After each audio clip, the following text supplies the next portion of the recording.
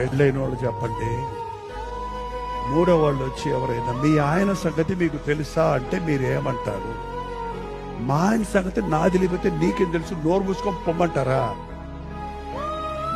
నా భార్య సంగతి నాకు తెలియకపోతే నీకేం తెలుసు, పొర అంటారా? లేకపోతే ఏమైంది అని నోరు ఆవరించి వాడు చెప్పిన చెత్త అంతా వేసుకొని థర్డ్ పర్సన్కి చోటు ఇవ్వకండి భార్య భర్తలారా. మీ అమ్మైనా సరే, వాళ్ళ అమ్మైనా సరే, వాళ్ళ నాయనైనా, మీ నాయనైనా, మాలాంటి పాస్టర్లైనా, don't intervene. Husband and wife మీ ఇద్దరు ఏక శరీరం. ఈ చెయ్యికి తెలియకుండా ఈ చెయ్యి ఏమన్నా చేయగలదా? ఈ తెలియకుండా ఈ కన్ను ఏమన్నా చూడగలదా?